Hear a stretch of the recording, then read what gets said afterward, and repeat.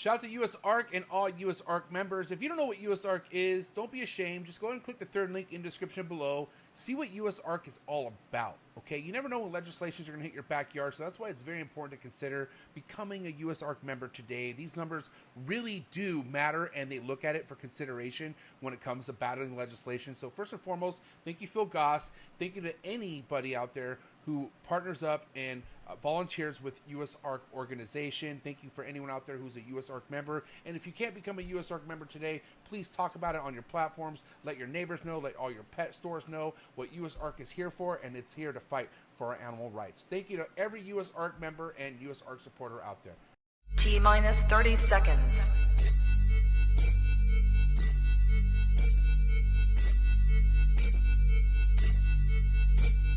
T-minus 20 seconds.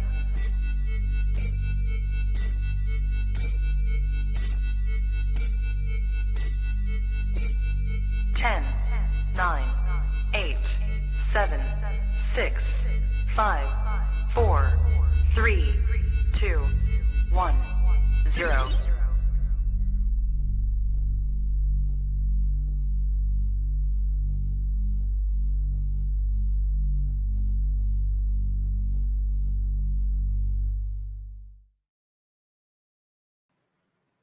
Trap Talk Reptile Network, the coolest reptile network in the world. Episode 647.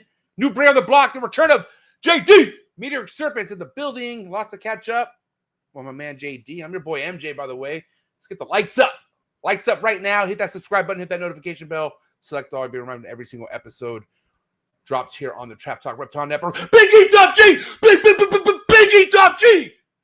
What up? Bro. How you doing, man? Let's go. Hey, I'm very honored to have you as a co-host. That's all I got to say.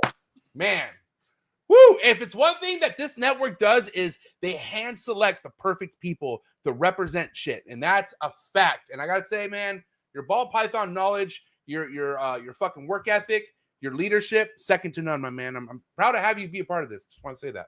I want to throw that out there right there. As you know, I've always said it. I'm proud to be here. We've developed into brothers. Yeah. Simply put, we keep it real, you know, even when it hurts a little bit. Dude, isn't that true? Like, here, dude, how raw we to each other sometimes. You know what I'm saying? Yeah. Like, I feel like some people paint narratives where they're like, oh, they're buddy. They're just always going to back. Dude, no, if I'm wrong, you fucking call me out. If you're wrong, I'll call you out. If Big C's wrong, we just leave her be. I'm just kidding. Yeah. Not the Big C. No, we go into Big C too. You know, I was in position last week where I got hammered a little bit. It's all good. The bigger hammers came in and put the hammer down as well, and it is what it is. You know, here we are, another Monday, and that's in the past.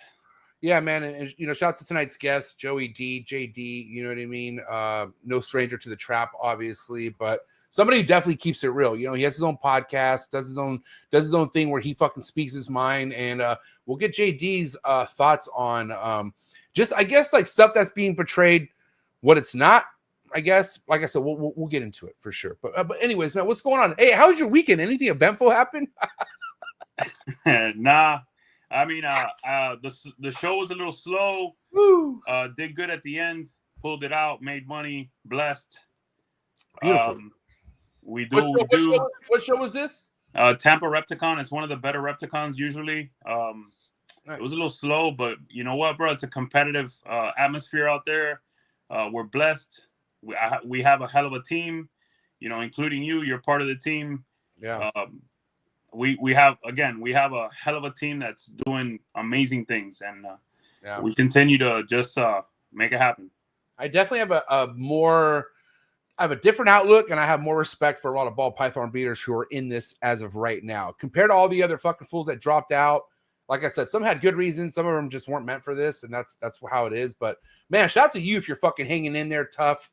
You're still pulling up vending shows.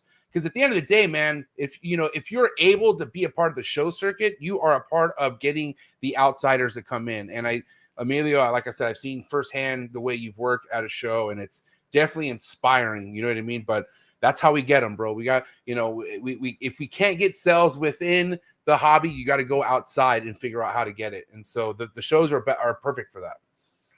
Yes, sir. We just got to continue to build it. That's all. And it's hard work. You got to take the good with the bad. Yeah, it's not always.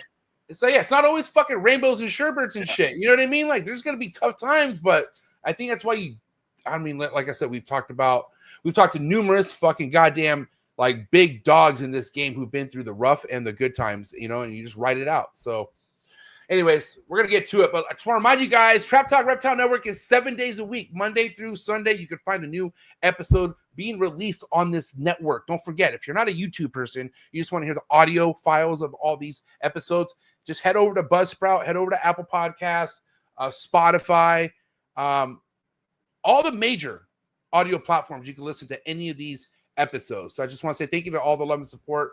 Make sure you drop a comment, and you could also subscribe to all these other platforms as well. So thank you again for all the love and support. If you're looking to support this further than watching, if you want to get more behind the scenes, you want to get more details of what I have going on with all my Chondro productions and all my future stuff that's popping off here for the trap, then make sure you come join the Trap Talk Patreon family. Click the very first link in the description below. Trap Fest 2025. It's right there. It's coming. Party I throw every year for all my Patreon members, and I invite heavy relevant breeders from all over the country, if not the world, to come to this party that's going down June 27th here at my house. So if you want more details for that, come join the Trap Talk Patreon family. Many heavy hitters. It's going to be fun. Cannot wait. This is going to be probably one for the books. All right. So again, Patreon family, come join the Patreon family. First link in the description below. Shout out to tonight's sponsor. One of them is going to be the Reptile perch. That's right. If you have an arboreal snake, put them on a perch designed by David Brahms over at the Reptile Perch. Go to reptileperch.com, see what different styles he has and what perfect size you need for your arboreal snakes. You can also check out David Brahms' work on Instagram. Simply go to Reptile Perch on the IG and check out his work. Also, tonight's episode is brought to you by MORPH. Shout out to Devin and Teresa over in Prague. Okay, if you want to look at next level cutting edge ball python projects, these are a couple right here, man, for sure. Murdering it over there in Europe. So MORPH, you can find them on Instagram. You can also go to their website, find all the links in the description below. And again, that's MORPH. Also, tonight's episode is brought to you by Clutch, #1 ball python organization app in the game. Stay fresh, stay cutting edge, stay organized with Clutch. Tell you right now, separate yourself from all the other laziness. This is the way to go. All right, #1 app in the ball python game, and hopefully other species. I cannot wait. Cannot wait. That's for sure. All right, last but not least, shout out to the Reptile Super Show. June 28th and 29th, happening in Pomona, California. This is actually happening the week of Trap Fest. I strategically do this. So the week I throw my big party is the same weekend as the Reptile Super Show. So I will be there mobbing with all my friends who are going to be at Trap Fest. We're going to be taking over the Reptile Super Show, and it's going to be awesome. So many amazing vendors, man. 450 plus booths that you can go check out. It's going to just be a widespread of plants, animals, spiders, fucking you name it, dude. It's going to be sick. Thank you, Rami. Thank you to the entire Reptile Super Show family and team. They do great things. #1 show in the country, the biggest show for sure. So again, thank you so much. And yeah, I know you won't be here in June. It's probably why I won't with Ben. I almost refuse to Ben without you now. I'm like, I had so much fun. I was like, I'd rather just Ben when Amelia was here. So January will be there. I really love Pomona and the weather. I love Cali. And that's gonna be my yearly Cali trip. And I love vending with you as well. It was amazing. The Reptile Super Show is amazing. So yeah, well organized, right? I think what makes a good show, not only the foot traffic, but the organization behind the show, right? Yeah, it's amazing, man. I love it. I want to do it every year. That's the plan.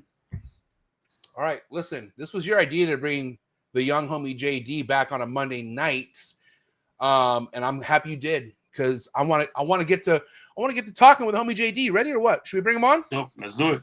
All right, man. Hey, listen, shout out to everyone in the chat. Hey, shout out to homie Shane dropping a super chat, bro. That's right. Get your popcorn, get your pop ready. If you call pop, we call it soda over here in Cali. But get whatever you need to get ready and get hydrated. All right, because that's important. Emilio, are you hydrated? Hell yeah.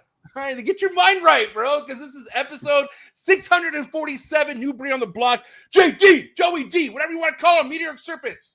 Coming at you right now. Let's go. Good.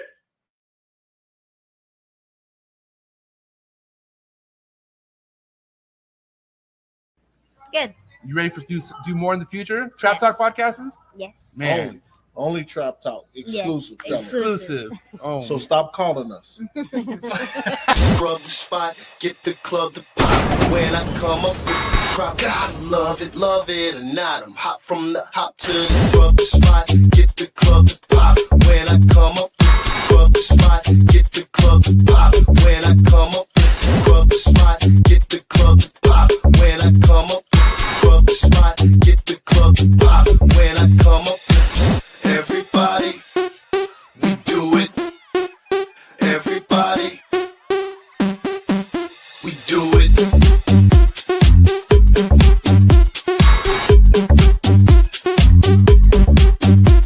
Do it. Do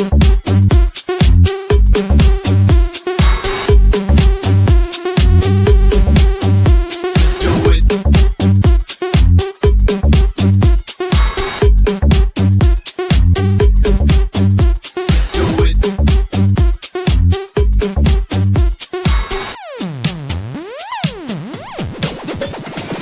Rub the spot, get the club to pop. When I come up with the rub the spot, get the club to pop. When I come up with the rub the spot, get the club to pop. When I come up with the rub the spot, get the club to pop. When I come up. and we're live, episode 647. Welcome back, JD. What's up, guys? Thanks for having me. Joey D Joey D, bro. Okay, so from Joey the D, from the NYC. Joey D was the V unit. Joey D was for sure the V unit nickname, and then I called him JD when I started meeting him. And I think both names still carry very strong in your life, JD. By the way, Yeah. my presentation at any court appearance right here. Yep. Dude, what's going on, man? Welcome back. You got a lot that has changed in your life for sure. I mean, I think it's been at least over a year and a half since you've been on the show. So Just about 2 years. catch us up, man, because you were on this show mainly ball python breeder at that time, and now things have you switched gears in a sense. So why don't you catch us up? What's going on? Yeah. Back a couple of years ago, I didn't even have, when I first came on, I didn't even have my first ball python clutch under my belt. So I was really new, but as part of the Patreon family, you wanted to have me on, which I appreciated. But I think I've done a lot of growing in the hobby over that time and a lot of change within my collection. Not all things, some things have stayed the same, some things have expanded, but working with a lot of different animals now and just, really excited about my future within the hobby and the hobby itself.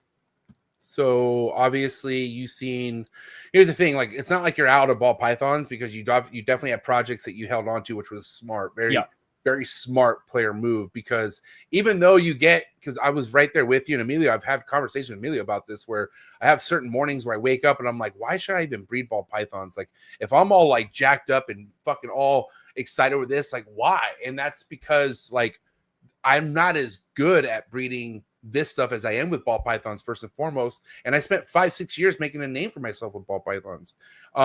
And mind you, like I'm able to hack it. Like I could be one of those guys to still hang in there during all the times of people dropping out and shit. Like I got projects that are relevant and that can hang in there. So, and with your Hypo puzzle shit that you just hit out, like, why the fuck would you want to leave? You know what I'm saying?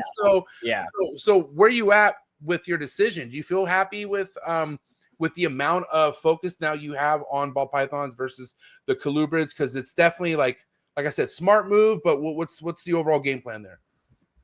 Right. Yeah. So I don't know how long it was, probably about a year ago. I really took a step back, looked at my collection, looked what I had, the animals, the morphs, and stuff like that. And it was just like, I'm too behind on the ball pythons to really make a name for what I'm doing. Yeah. And that's not to say, because I'll criticize it all the time. Like, I of course, I like the animals. I love the animals. I love reptiles. I've been doing this since I'm little.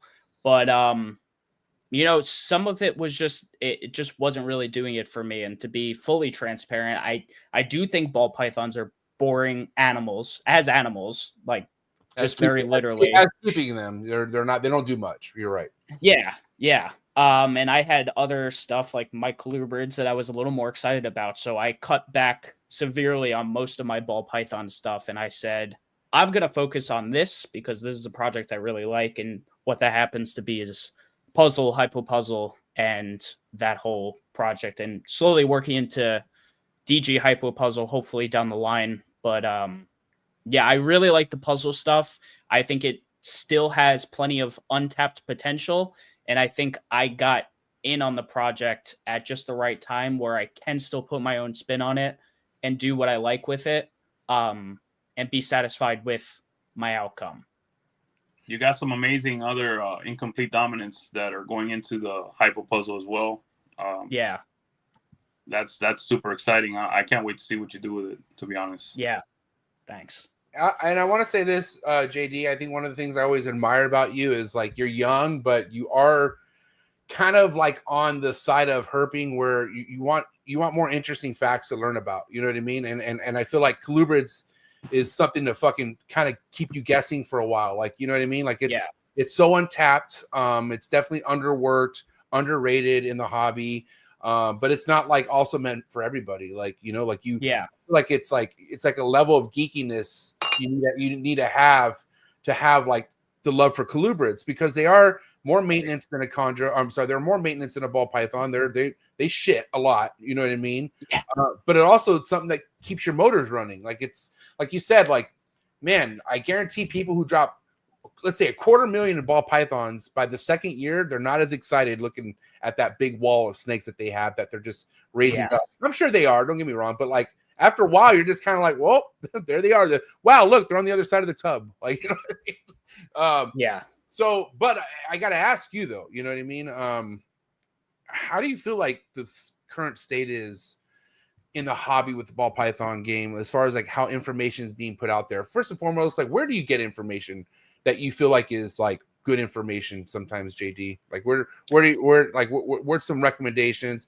You can say Trap Talk, it's fine, but I'm just saying, like, what are some places that you feel like you trust information and hearing it? Because right now, which we'll get into, like, I feel like, I don't know if it's the generation that we're in where it's like, be whatever you want to be. Like if you want to be a fish, go be a fish, you know, like it's pretty wild. But now I feel like some of that's kind of trickling into the hobby where it's like, nah, man, that's not what it is. It's, you know what I mean? So for you, where do you get information that you trust with all the other fucking shit that you're hearing now, you know? Yeah. Honestly, I'll be completely honest. I don't listen to a lot of ball python content anymore. I listen to New Breeder on the Block, and I listen to your Thursday episodes when you have, you know, cool guests on, what have you. But, you know, I just, I kind of tuned out the noise because I feel like there's just a lot of the same regurgitated BS that gets passed around.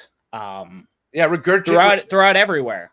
Yeah. And I listen to other reptile related content that isn't even this show. And plus I listen to some of the other shows on the network, but you know, I just, there's not much new things I have to learn with ball pythons. It's not as they're so cut and dry, and I hate making it sound like more simple than it is, but that's just the fact. And you know, other than hearing people's opinions on it, which I do enjoy hearing sometimes depending on who it is, but yeah, I mean, my ball python info comes from here. Yeah, at this point I feel like a lot of the things, I mean, currently, right, like there's arguments out there that shouldn't really fucking matter first and foremost, because of, you know, a mutation's a mutation. I don't think incomplete dominant recessive doesn't fucking matter, especially the value, especially nowadays with shed testing. It does not matter if a gene that is really hot is an incomplete dominant or recessive. It doesn't fucking matter. It doesn't, you know, if it's a popping gene, it's a popping gene. But also, like, what it is what it is. And so are you kind of happy not to be so tapped in to to the ball python game where, like, it's almost a meme, right, JD? Like, we have times where, like, oh, it sounds like a ball python breeder or something. Like, it's kind of a joke at this point, don't you? And it sucks because there are people in the game that aren't a joke. But yeah, you feel what I'm saying? Does this kind of make sense to you? No, 100%. I agree. I was gonna say something. I lost my train of thought. What do you have to say? But I was drinking a Diet Coke at my table on Sunday. And I decided to just tell everyone around me it was a fucking Pepsi. just whatever. But like, That was my joke. But it changes nothing, is what I'm getting at. Like, I regardless of like, okay, let's all think it's this instead of this. What does it change? Nothing at all. Yeah. Meanwhile, fucking people like JD, or I'm sorry, meanwhile, people like Justin and Ozzy and Miguel and Mark Baylor just making the heat, not giving a like. Do you think they're paying attention to any of this shit? Fuck no. Let me say something real quick. It's a joke. Yeah. So, a yellow belly. Oh boy. A fire, a red stripe. All these incomplete dominants are used to make amazing combos. All right, no one is going to use a head monsoon to alter a combo. A single copy, no one's going to do that. So some of the arguments started turning and turning and turning as people's backs got closer to the wall. The argument started to change. So yeah, remember what we use the animals for when you're thinking about if it's incomplete dominant, if it's recessive. Just remember what we use the animals for. Back in the day, we were using yellow bellies to hit ivories. People wanted ivories. People wanted super fires. So they had these moments where they called yellow belly a het ivory because they were going for ivories. Yeah. So the animals are used different now. So we can't go back to that type of those terms when you're not using the animals in the same way. You are not going to use a head monsoon to alter a combo or make a combo better. Yeah. Yeah. Anyone out there, I don't think you could argue that, Yeah. But it's like you said, right? There's like once you are getting closer and closer to that wall and your back starts to you start throwing shit. No, yeah, exactly. You start pulling fucking things out of your pocket like, oh shit, what else do I got? And it sucks because I love the influence, the kind of money the ball python game could bring, but also that's an excuse for people to think why things are labeled they are because of money, like because of like the push behind, the value of something where, dude, the ball python game's all visual, dude. If you fucking produce something that looks amazing and it has no fucking kinks and it has no wobble and it's solid, then dude, it is what it is. People, if it's that sick looking and it's awesome, then that's what it is. There's no argument. And then let me throw in my little take on this. We're coming up on the timeline where a lot of those posset monsoons were produced 2 to 3 years ago. Yeah, a lot of people are going to get fucked on those possets. I'll tell you that straight up. It's already happened. A lot of people who were sold a dream, and they're not going to produce shit from it. Because here's the thing, right? A lot of these guys were pushing the narrative that you could pick the heads as, oh, hey, I got a pos head. And man, I'm almost guaranteeing this for you, right? Yeah. And these same people have thousands of animals, right? Where are the monsoons at? Yeah. Because let's be real, man. Brock Wagner and Winston have hit the most monsoons I could remember seeing out of lots of breeders, right? And they don't have thousands of animals. So there's a problem there. That's something I felt like saying when I saw Winston's episode. Okay. You got people like Winston and Will, and it's like, how many more like valued, fucking respectable breeders do you have to say what they need to say? 100%. Before it's like, why is there even more of an argument? And again, it's people would turn around saying, "Well, you're just kissing ass to them," and it's like, okay, because we're right, we're kissing ass. Like that don't make any sense. And again, back against the wall. That's the type of behavior. Yeah, and let me say again, I produced at least 20 posset monsoons. I didn't sell a single posset monsoon to any of my people. I didn't push one on anybody. Okay. I did not say, oh, this one's tricked out. The test ain't here yet, but hey, give me my $900. Give me my $800. No, I waited. I waited because I could not verifiably tell one of my people that this animal is very likely het monsoon. So, yeah. Again, guys, and when we're just being real, I'm just being honest. MJ's being honest. This is how I roll. We brought up a conversation, and it's good. I felt like it was a conversation that needed to be had. And just to clearly, yeah, go ahead, JT. 90% of people out there with posset monsoons are going to test them.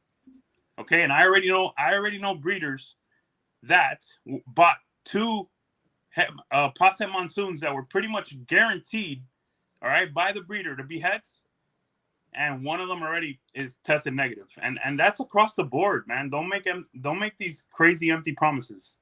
Don't do it. And let me just say, like, I have no desire to have Monsoon in my collection, and in reality, that makes me have zero dog in the fight. And to be honest, I've never seen these so-called posset monsoons, really, for the most part. But I deal in logic. I don't deal in made up.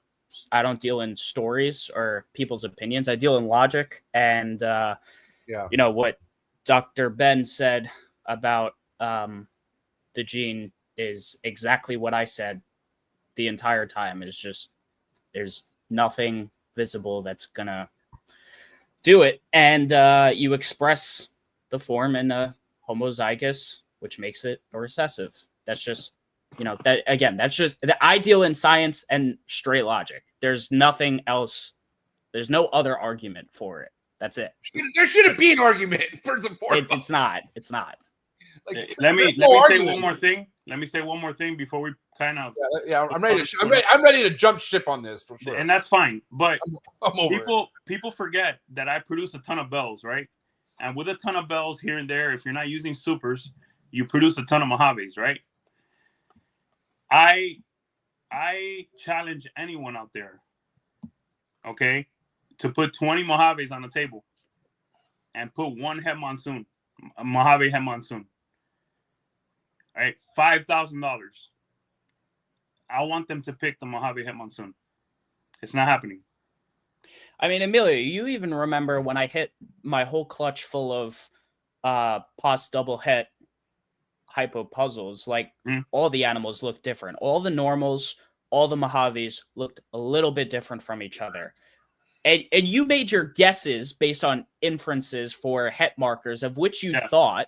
Yeah. But obviously, I'm not selling a bunch of normals and Mojaves as true hets when they're not. I made a bunch of 66s, and they were basic ass animals. But that, you know, that's it. It's like and I can't make a judgment call. By the way, I'm with Will.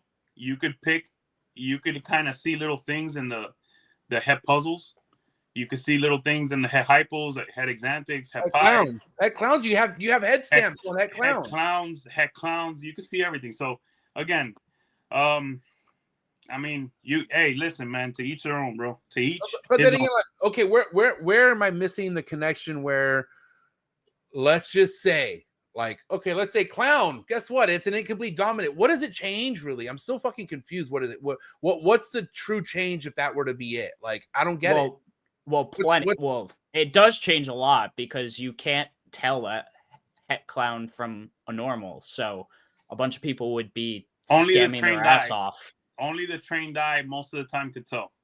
Yeah, but isn't that a part of being like growing in the hobby? Your eye starts to get trained and you start to learn this stuff. That's why I don't understand. Like, wow, dude, you've been in the game at least a handful of years. How do you not know this? Like, it's pretty fucking like Bush League. It's like some fucking Mickey Mouse shit. You know what I mean? Look, once again, you had me start it with your help, MJ. Winston. Yeah. Will. Tell me who else you need to hear, and we'll get them. We could easily make this. But it's like, what a waste of time that would be. It's like I know, but just tell us who else you want to hear from. Yeah, they don't want to hear it. That's the thing. It goes. Here's the thing, guys. It's deeper than what we think it is, and what I mean by that, they got some other issues going on. I feel like it's more than Monsoon. I really do. And you know what? We just need to leave it be. Yeah. Hey, man. We need to fucking I hope they figure that shit out. God bless them. Let's just fucking move on. Yeah. God bless. And with that being said, JD, you know, a lot of motherfuckers dropping like flies out of the ball python game. Yeah. What do you think the reason is? I will tell you my reason, what I think it is, and I feel like it has to do with money, obviously. Like there was a vision they had as far as income they thought they were going to make, and that's it. That's the answer. Am I wrong, or what do you have to say on that? No, that's the answer. They weren't about the animals, cut and dry, plain and simple. I can make that argument all day and twice on Sundays. It's just the truth. It really sucks to see that that's what this side of the hobby / industry has become, because that's why ball python breeders are looked down upon by the rest of the industry, because they're a commodity rather than an animal to most. Yep. And I get that this is some people's livelihoods, but like someone like Emilio, like, you know, I've been to Emilio's place. I've seen his stuff. Like, Emilio is passionate about the animals, whether or not he does it for his full-time job. Like, he loves his animals, truly. Yeah. And I think there's some people who just don't care. You know, all those prices, all that stuff looked good back a few years ago. And prices have decreased. And I'll be fully honest, as a, you know, someone who's newer in the hobby and who got into ball pythons with like similar aspirations, but like I also give a shit about the animals. Like it is discouraging. It does suck to see that values have gone down, because it's like, oh, you spent all this money years ago. But at this point, it's like, you know, what am I going to do about it? It's, you know, I sold off some of my snakes. I took my loss. It is what it is. I'm still here. I'm still working with my animals. I'm still producing clutches. So let me say this though. I've been doing this 20 years. I don't focus on the value, man. I focus on where I'm going with the projects. Yep. The animals I want to make, the animals I want to make for myself. You know, innovation, much like Justin says. You know what, bro? I'm gonna sell animals, period. Yeah. But I'm not like these new guys. They're just worried about value. Bro, work the animals long term. You're gonna make your money. Hey, Big E, I gotta stop you. It's not just the new guys; it's the OGs that are real worried about the money too. It's just, but they're you know, there's ones that are panicking, and there are ones that are like you that aren't panicking. You know, but they should know better. They should, but I mean, a lot of people should know better. But the OGs should know better. Yeah, you know. But I'm still seeing OGs drop out. Is what I'm saying. Okay, but they've seen this. If they've been in long enough, they've seen this type of stuff. It's just it's more now. You know, just got to deal with it. Got to the good and the bad, bro. Yeah, and I'm glad you mentioned that, man. I think I kind of. Because like JD said, like I want to make my name in something, and if when it comes to ball pythons in 2025, you ain't making no name unless you're dropping a shit ton of money, and even then, you still got to put in your time. You got to show that you're able to fucking, you know, market yourself and put the pictures out there, and but it's like, you know, it's just not much of a flex nowadays to be a fucking ball python. And even then, some of those people who drop bread look fake as hell still. I mean, we got to say like the ball python 101 kit, like the ones that are like the starter package, I guess you could say, that do the whole logo stickers and right off the bat. Yeah, dude, it's very cringy. I got to say for sure. Because they're automatically trying to portray that like they're on a level that they have no experience even close. I mean, look what happens when they speak on certain things. They don't know what the fuck they're talking about. That's why you got to be careful out there, guys. Like, I know YouTube is a free service, but if you're going to start a platform and you're going to fucking talk reptiles and you've been in the game for less than 5 years, you better be careful with what comes out of your mouth. You know what I mean? That's why I only started this podcast if I had someone like Forrest or somebody to make sure, like, even if I was wrong, that at least I got corrected. Even when I'm wrong now, Emilio's corrected me on this show multiple times. Like, I don't ever want to make it seem like I'm putting information out there that it's just not the right information. Only because this means a lot to me. First and foremost, I want everything right by the animals. Like, I want these animals to be in good hands, and I don't want them to be in the greedy hands, which it's unfortunate, but the ball python is like, it's a money grubbing game, dude. Like, you know, and that's why, you know, just do it for the right reasons. It's hard to see people who are passionately in love with a ball python for what they are. Like, show me somebody that's in the game who's like, man, I got a whole rack of normals. You know what I mean? It just doesn't happen. Yeah. Agreed. But also, go ahead. You gotta have discipline, man. I mean, of course. Anyone that's advocating for someone to buy an animal cheaper because it has a saturated gene, man, that's really bad information. Instead of buying said animal with spider, let's say, right? This really happens. That's a terrible gene, bro. This really happens. It's real. It's real. I know, but it's just for real. It's real cringe. Why not wait a year, right? And get you know, let's say a monarch male. Breed that instead of getting something with spider that's a female that you have to raise 3 years. That 3 years down the line, that if you hit, let's say you hit a whole clutch of spider head monarchs or spider head DGs, Even half of bro, like think about it, bro. Like you're gonna have to do it again the following year. You're not gonna want to keep those animals. So anyone that's advocating for that type of shit, man, like, stop, please. We don't promote shortcuts in the hobby, bro. Like this is like, God, man. It's not like, I get it. I've been there. Like, you know, if you want to make with what you can afford, go. I mean, God bless. But like to push that agenda where like, no, man, buy a wobbly fucking morph with that other morph that you want. You said that something. way you save money. You could also afford to wait. Dude, wow, that was epic. That was a fucking mic drop right there. You could also, or just buy a hat. Like you don't need to buy the spider visual. Just buy a hat. That's what I did. I built my whole puzzle project is built on hats. I didn't have visual puzzles in my collection until I produced them. Terrible information. I'm just saying, why be in a rush?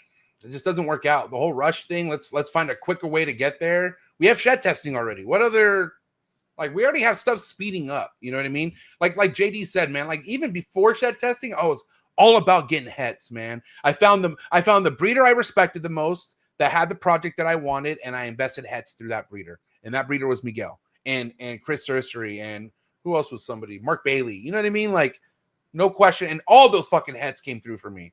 So we have shed testing and we have reputable people out there who are very relevant with powerful stuff. God damn it. It's all about the hets, man. Invest in hets.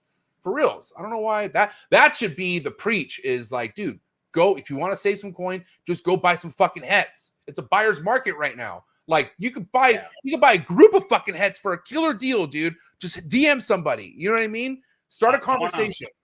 I want to share a quick story with you guys. So I have a customer that she bought an animal from someone, and the animal, you know, ball pythons sometimes they could kind of like play with their food to where they finally get to eat it, where they're going around it and they're doing their thing, right? Yeah. So this customer messages me and says, "Hey, I want you guys to know how serious this is out there, okay? With new people and people that kind of have a couple years in the game. Do you think this animal has spider? Because it's acting all weird right now." And I'm like, no, that's a pastel pie. There's no way it has spider.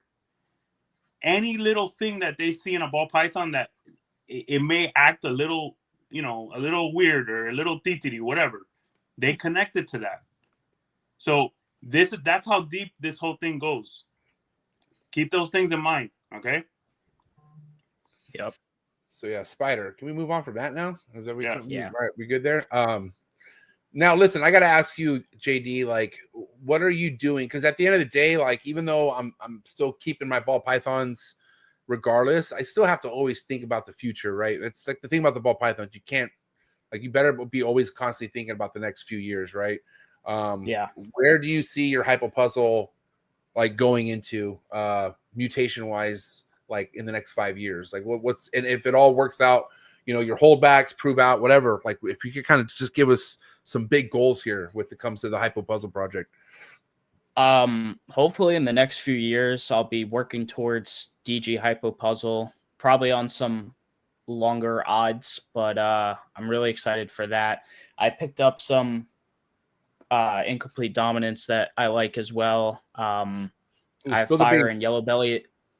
Yeah, I have fire and yellow belly in the mix. That girl should be ready for next year. I have one clutch that's on the way. This girl should be laying in the next probably 20 days or so. It's a pastel vanilla DG hypo, and I bred her to the male was a Mojave double head hypo puzzle. So testing for all het puzzles on that clutch, but should be visual or het hypos and 100% het DG. So that'll lay a nice kind of foundation there. I picked up a really nice snake from Justin earlier this year. Black pastel OD, possible red stripe, triple head, Hypo DG puzzle. Damn. Whoa. Yeah, that one was a good scoop. Has that even been made yet? In the triple visual, no. No. Wow. Not in the triple. Well, this past year I produced my own Hypo puzzle visual. That was my second ball python clutch ever, which was pretty cool. To hit a double visual on that. That girl's growing up. I also hit like Mojave puzzle, 100% head hypos. One of them's at Shane's house. But yeah, so just working some cool stuff. Just hopefully working some incomplete dominance as I, sell some of those offspring off. Hopefully, maybe work some more animals into the project. We'll kind of see. Playing it by ear at the moment. Yeah. Do you feel like a lot of the DG stuff that you're going to be producing is going to have either puzzle or hypo in it, like throughout the whole future of what you have going on? At this very moment, I don't have any animal besides one that's not het for hypo or puzzle. In fact, I should say het for most of them are het for puzzle. So yeah, that's where I'm at this point. I got a big topic for us, and I'm glad you brought up black pastel. I love black pastel, but I like that Barnhart black pastel. It's just like always something where I'm just like, it's a jaw dropping fucking gene when you see it, especially the stuff that Tom has put out. But like, for instance, that tested to be not its own line, correct? Or what was it? No, it is. No, it is its own gene. It's separate. its own gene, separate from regular black pastel. Yeah. Got it. Okay, cool. So, like, for instance, like that black pastel you have, where's it from, JD? It's from Justin? Canova made it. So it was just sold as normal black pastel, so I'm treating it as such. Yeah. He's got amazing black pastel. I didn't see him really focusing on Barnhart. I haven't either. I have some really nice black pastel. Black pastel's amazing. If you have Barnhart, yeah, it's a plus, man. Kudos to you. But I'm gonna keep working the black pastel I have. Yeah, but you would have to keep that Barnhart isolated to Barnhart, right? When it comes to definitely. And anyway, with black pastel, something me and Justin spoke of is that we have to stay away from the super anyway. So yeah, I mean, listen, I'm against the multiple names, but I definitely feel like some things deserve a name. And I think Tom Barnhart deserves. Yeah, that's one. That's one for sure. Well, the Barnhart is the same deal as the Axanthics. It does the same thing, but it's its own different line that's separate. You're talking about like VPI and all that shit, like that. Yeah. Like VPI is the certified best line of Axanthic out there, right? Like from like overall hobby standards, you would say it's VPI. No, it's the most popular. It's the most popular and worked. Yes. But I would say that the Barnhart black pastel and the black pastel are more different than let's say I would say the VPI and the TSK line, or I'm sorry, they renamed it black Axanthic, correct? So TSK line's black Axanthic? Yeah. I was told in MORPH Market they changed it to black Axanthic, but I haven't verified that. But yeah, I think the Barnhart black pastel and the black pastel are more different than the two or three Axanthic. I'm just making the example of it's similar in the fact that the genes essentially do the same thing, but they're two separate genes. Yeah. So, like, let's say somebody's watching this, which for sure there's somebody who just came in their first year and they're listening to this. This shit could be gibberish to a lot of people. Like, this could be like kind of overkill, right? So, best way to kind of simplify this, or for somebody to kind of get a better understanding, is, I mean, obviously keep watching Trap Talk episodes, right? But like, how does somebody kind of get the dummy version of what we're talking about here? Do you think that just comes through just watching a bunch of content? Because mind you, like, you got people who go down a fucking rabbit hole and they just type in ball python podcast, and guess what happens when you do that? Holy shit! You got to see the fucking freak shows happening out there in the world. And so there's just some content out there where it's like, dude, man, maybe that's not the best thing to be listening to, but how do people filter that? How the fuck do they know? You know what I mean? Well, in my opinion, when you're learning about snake genetics, you got to go back to like elementary school biology, literally, and go back to how Punnett squares work. And that's where you learn about dominant and recessive genes. And then you take that knowledge of how the genes work as your basis, and then you could go to Morph Market, because they do separate them by color. You could do that and start learning what are the dominant, or in our case, it's incomplete dominant and recessive traits, and kind of work from there, and then start using like the morph calculator and stuff like that. And then you could start understanding a bit. I also think it's better to have someone like sit down and explain it to you, and 100%. even show you visuals 100%. with the Punnett squares, because that stuff all helps. I think most people have to be like a visual learner. Morph Market actually did teach me because of the ball python calculator. Like I remember I like, you know, in my 30s, I was 32 years old or something. No clue what the fuck recessive even meant. Obviously, biology wasn't my strong suit in high school. I don't even know what grade I got. Definitely failed probably.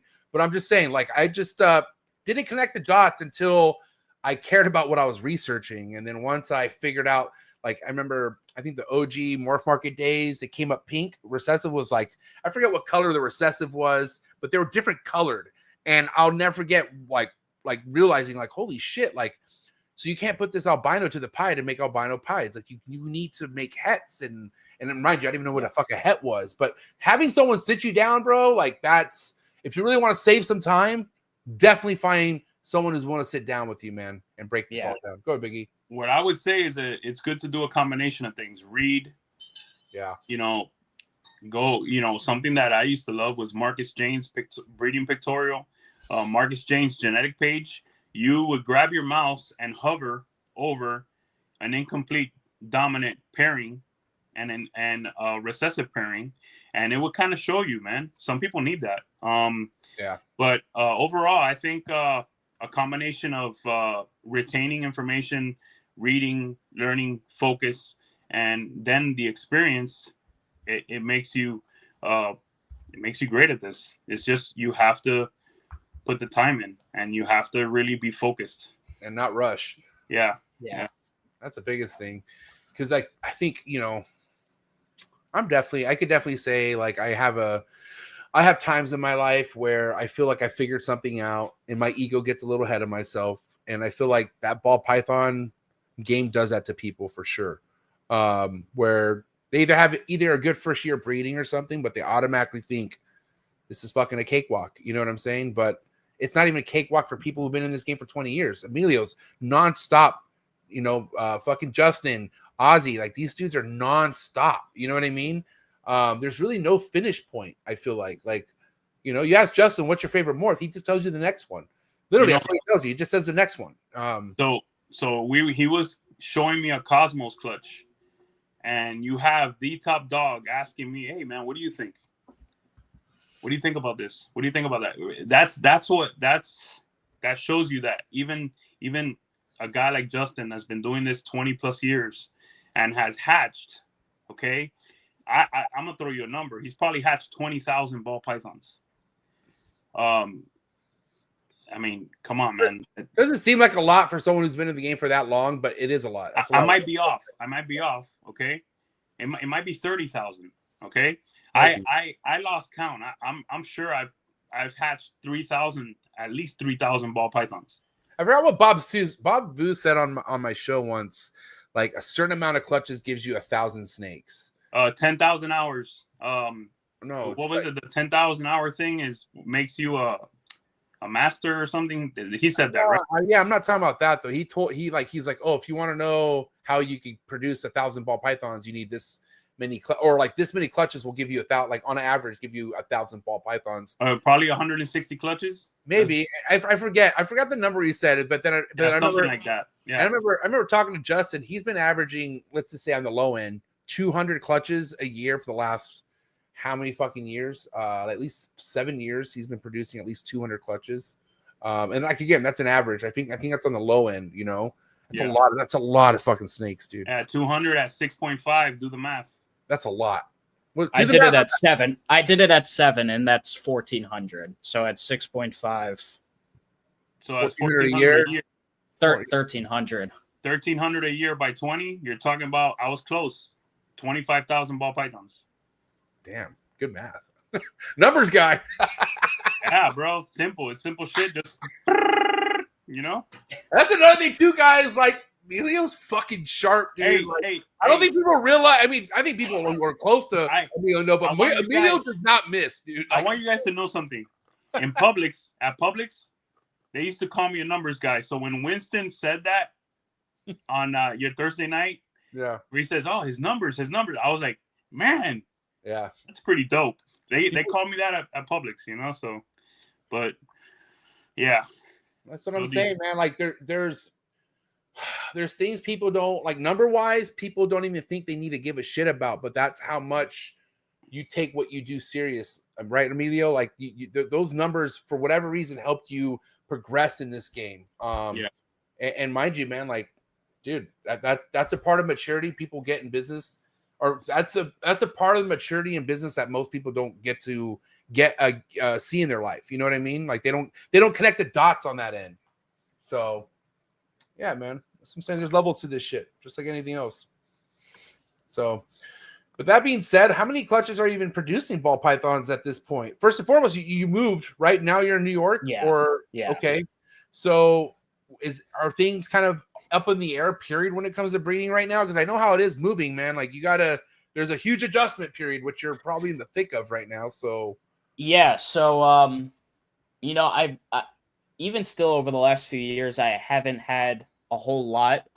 Surprisingly, I have 2 ball python females that are post-ovulation. One just had a pre-lay shed, so getting close on one of them just ovulated, so I will have a second clutch this year. I had some bamboo rat snake eggs drop for me a couple months. They're on day 65 right now, so they should be hatching any day.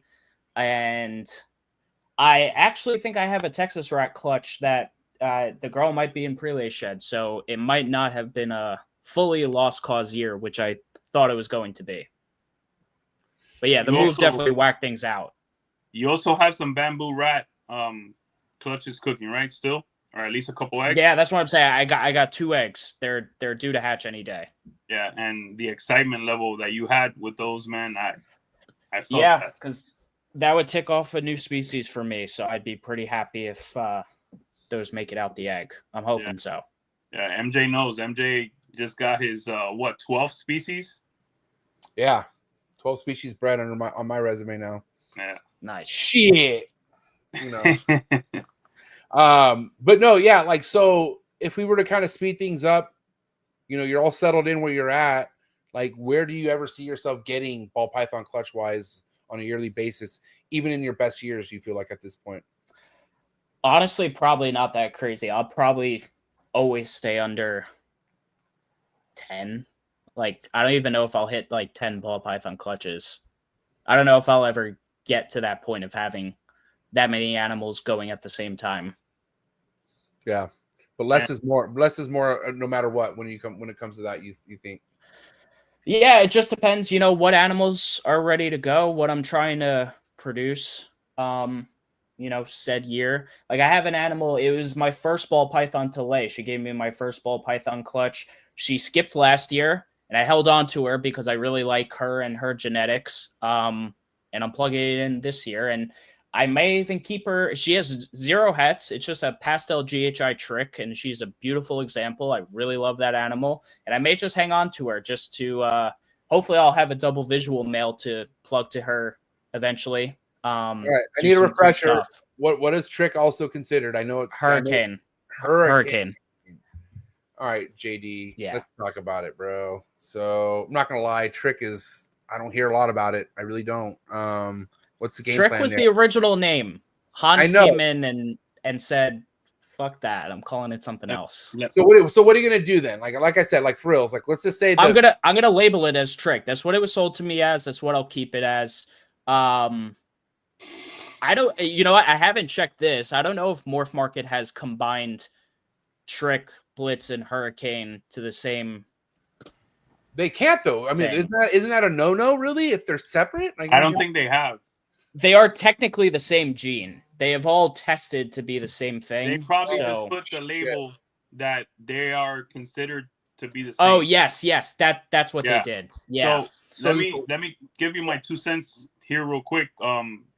Listen, I'd rather have Hurricane But if I had Trick and I was working it into GHI puzzle, I'd be super happy. Whether it's Trick or Hurricane. And that's what I'm doing with it. So yeah, those animals are gonna be fucking wacky and amazing.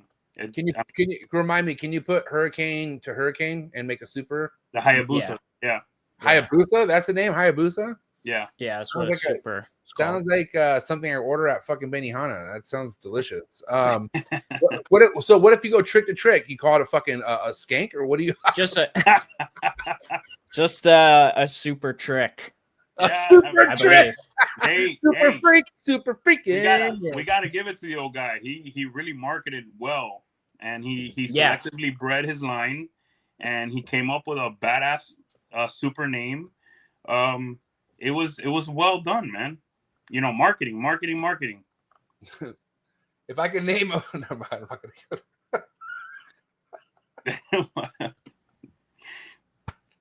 I was gonna say some people kind of morph. Some people look like out there is super confused. Yeah, I don't know, man. Okay, but here's another thing. Like, I really want to know, because it is what it is, right? Like, some things are what they are. But like, for instance, you can't put confusion back to confusion, right? And I'm wondering, like, obviously, confusion is an incomplete dominant, but since you can't make a super form, what kind of incomplete dominant do you label that as? Like is that not considered or classified as something different? You would say dominant. Like it's dominant. Usually a dominant, but I probably remains to be seen. You would probably only know from shed testing whether or not, if you bred a confusion to confusion, if you hit a super confusion that probably looks the same visually, but that animal is going to give you 100% confusions when it breeds down the line. Yeah, in the past, we've always dropped that. Like, at the end of the day, it doesn't, it never really matters, Well, I mean, yeah, no, because there was something that recently came up to show that, like, there are super leopards out there, right? Like, people can have line of leopards out there where if you produce that snake, it's only going to give you, like, everything will have leopard in the clutch. And I have a female like that. I think that Zuwadi thing that I had, all of them came out leopard. Well, leopard looking, I guess you can say, but I don't know.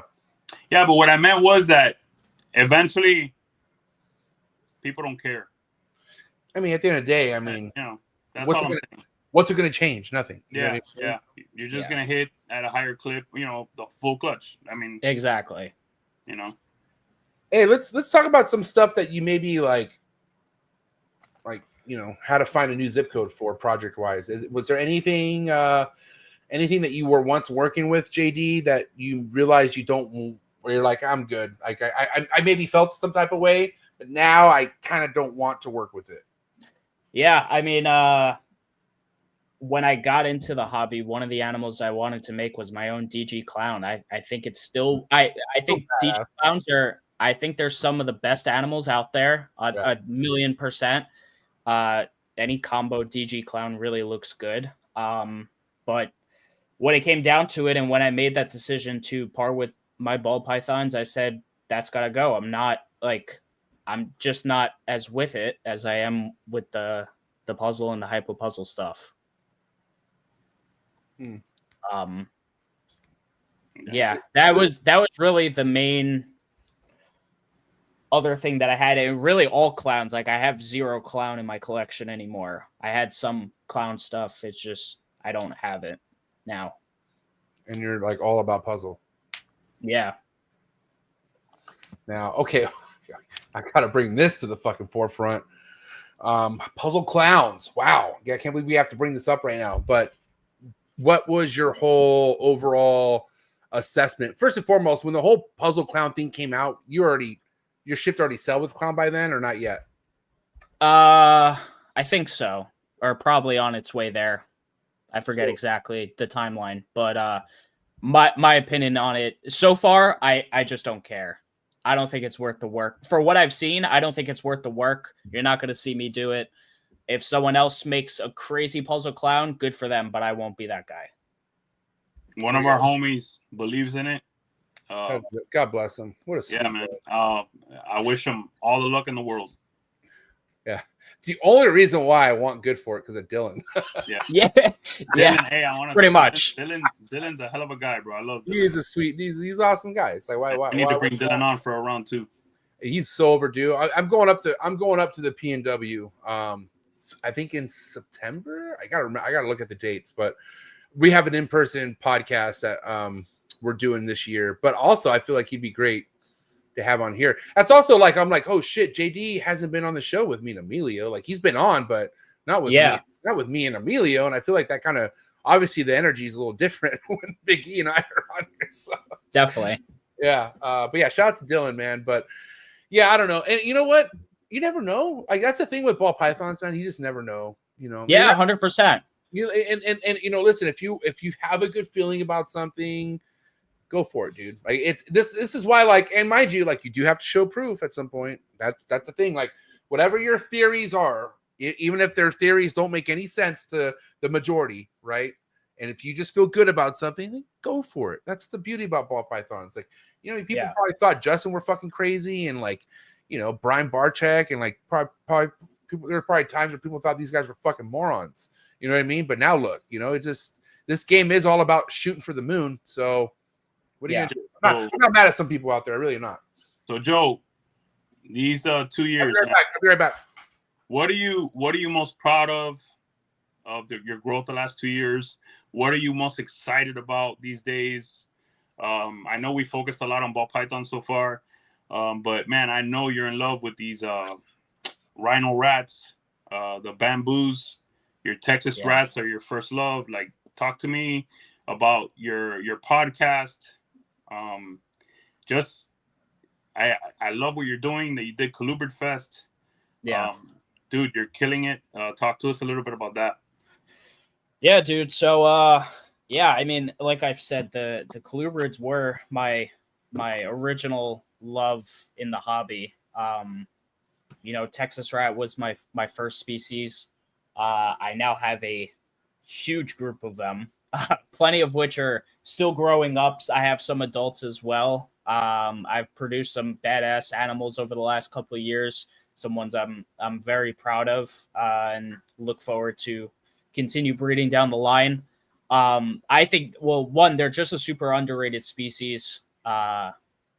Their natural look, their natural phenotype is so variable, even just across normals, that you could have a whole collection of just normal Texas rats and probably never get bored with it just because of the amount of color variation you could get out of normals. And then you have the morphs, because I have a lot of the morphs here that I get to play with.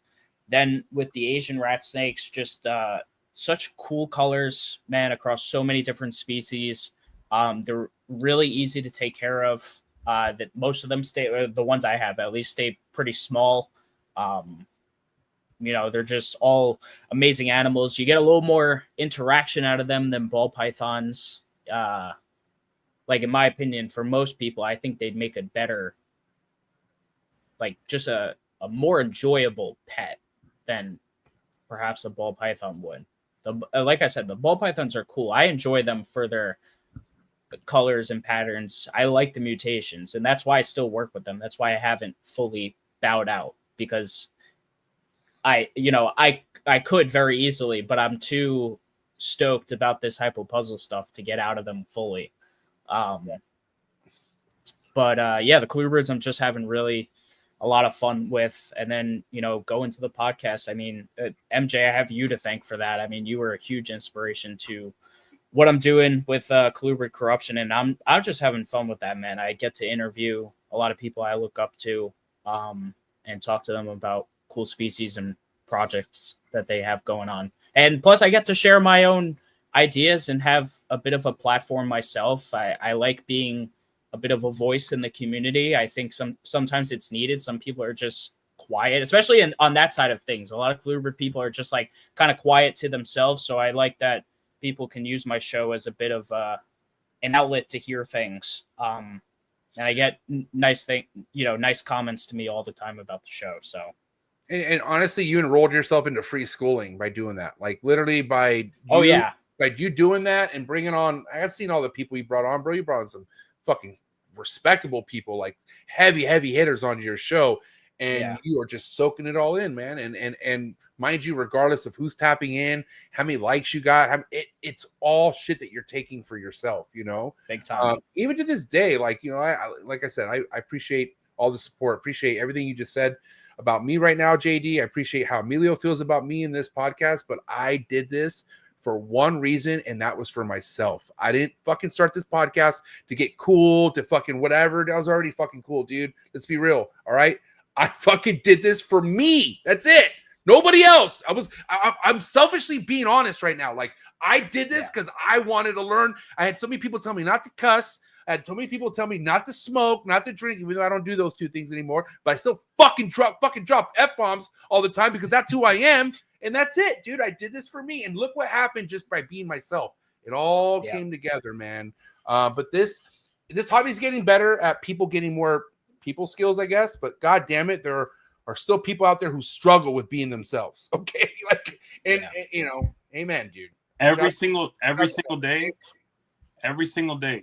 we should be doing stuff, yes, to make our family happy. Yeah. To make our friends happy, you know, but more than anything, you have to do things that make you happy every day, that solidify who you are, that make you proud of yourself. If you're unhappy and hate everyone, it's because you have big time problems inside of you that you need to fix. Oh yeah. Yeah, dude. Stop focusing on others. Yeah. Nobody gives a fuck about your weird lives that you do on Instagram. Like, nobody, I'm telling you, that's why you have 5 likes and fucking 10 viewers. Like, people are just there to watch a crazy fucking downfall. Like, people like seeing miserable people. I'm telling you. And I feel like the only kind of attention people like that get are people who are just enjoying watching this person fucking bitch and complain. You know, make yourself proud. Make yourself proud. Yeah, dude. Make yourself proud every day. That's what I'm saying. Forget other people. Work on you, man. That's what I'm saying. And that, honestly, I feel like that's why I've always admired JD. You know, he carries himself very well. I've never seen JD thirsty for attention. I've never just gotten that vibe from you. And Emilio and I have both come across young guys your age that are on the different end of that. Like, they're more like trying to prove a point all the time. And I feel like, you know, that's like, and dude, honestly, man, I matured a lot because of this game. And I feel like people need, and like, if you really want to be a part of this reptile world, focus on yourself, man. Like, focus how to make yourself a better person and prove your work with your animals, and watch what that brings. Like, you'll get the right people brought into your circle, not the wrong people. You know what I mean? Like, and you get whatever you portray out in this world, right? If you portray fucking negativity and poor me, fuck this, don't follow the masses, and, you know, fuck Justin Gabelka. If you follow those people, dude, you're gonna be right in that fucking demographic of miserable fucking people, always complaining, always bitching, not producing. Not like, you're in the reptile hobby, you're even on a podcast. What do you produce?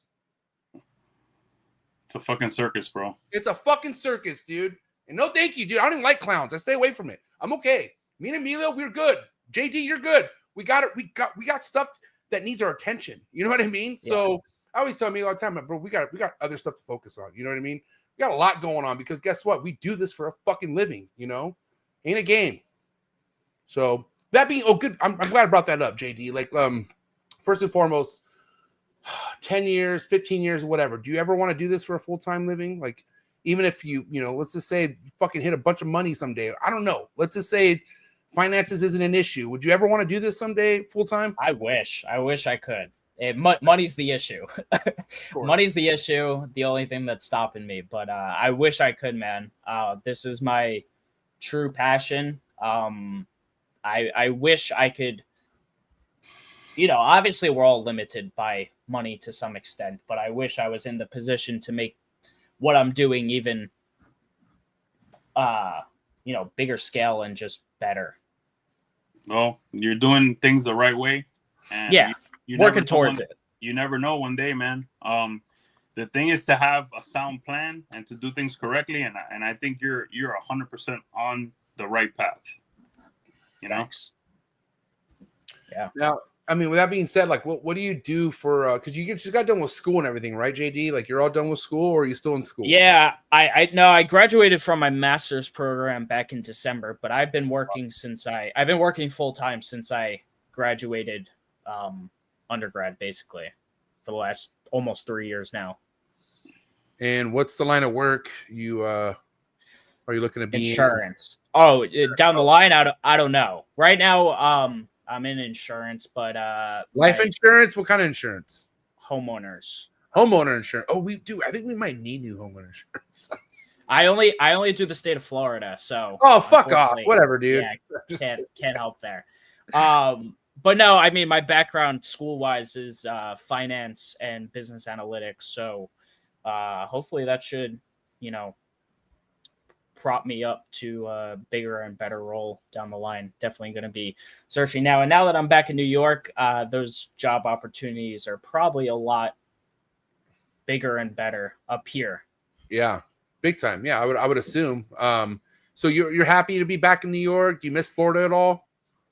Yeah, a little bit. The weather sometimes. Yeah, it's warm, but it's also humid down there. I was down there last month. I'm going back again pretty soon here, but what? It's just different. What would you go back down there for? Just curious. No, I mean just to visit. Just to visit my family. Yeah. Wait, because your family's in Florida. Yeah, I was living at home before I moved out. Right. I was living with my parents. But you're originally from New York. Yeah. And then your family moved to Florida. My family moved to Florida, and I came back up here. And your lady has family in New York. Yeah, her family lives 10 minutes down the road. Wow. Okay. Cool. Yeah. All right, and we oh, go ahead, Biggie. Shit. Okay, my turn. I'm just kidding. Oh wait, I got it. Joe, so tell me what you think about give it to me. What do you think about you're seeing some ball python people diversifying and getting into colubrids, getting into green tree pythons, emeralds. They're trying to really start figuring out other things. What do you say about that? And MJ, what do you say? Go JD. I'll let him go first. I don't know, because a lot of the people that you're probably referencing, I don't know them personally, so it would be hard for me to make a judgment. I don't know if some of them are, again, still doing the whole money cycle thing, and they're like, let's jump ship and try to get into something else that might be lucrative.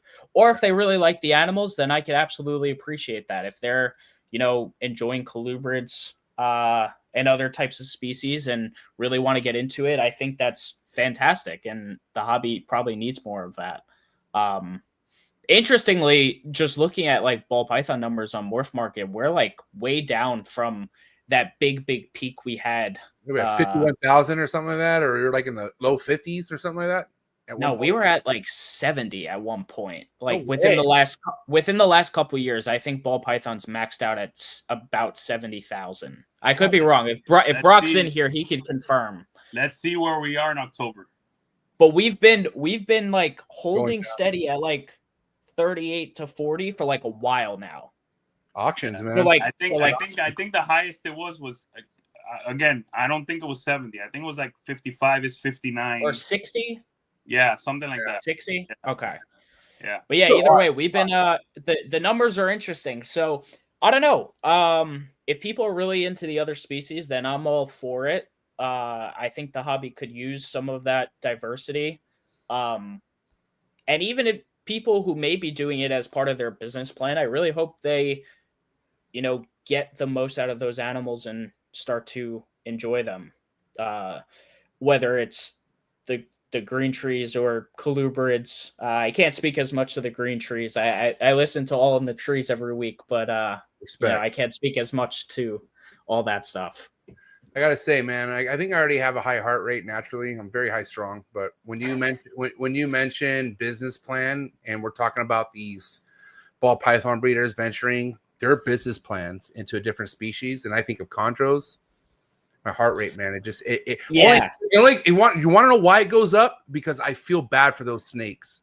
I really trust me, man. I listen to all your episodes, and I like. Besides you just saying it, I could not think of like a worse thing to get into. If you're looking for production. Like, what did Justin do? When Justin figured out he wanted a couple chondros, he fucking put a rune for him, and he just loves them. He likes them. I even asked Justin, are you ever going to breed? He goes, no, I don't like, and mind you, I'm not telling you can't breed chondros, but like getting into chondros, you can't think of breeding right off the bat. Like, and first and foremost, you can't have no fucking business plan. I never, ever encourage anyone to have a business plan with chondros. It's not like anything else. I'm telling you right now, if you are going to dump fucking money into the chondros like you did in the ball pythons, and you think you have some sort of fucking return coming to you at some point, you are fucking tripping, dude. You are fucking tripping. I'm telling you right now, if you're offended me telling you this, you're fucking tripping 100%. And I don't recommend it, dude. But guess what? Go ahead, find out. You know that saying, fuck around and find out? Go ahead, dude. Fuck around and find out. And come back to me. Let me know. I'll be right there in the DM waiting for you. Like, I don't know, like, again, just listening to all the information you, Bill, and Marshall put out, like, I'd find it so hard to get my first 2 chondros from Bill, from one of his, like, high-end designer clutches, paying $6,000 to $10,000. Like, just starting off that way, that's 2 snakes we're talking about, and you don't know their sex, and you don't know anything.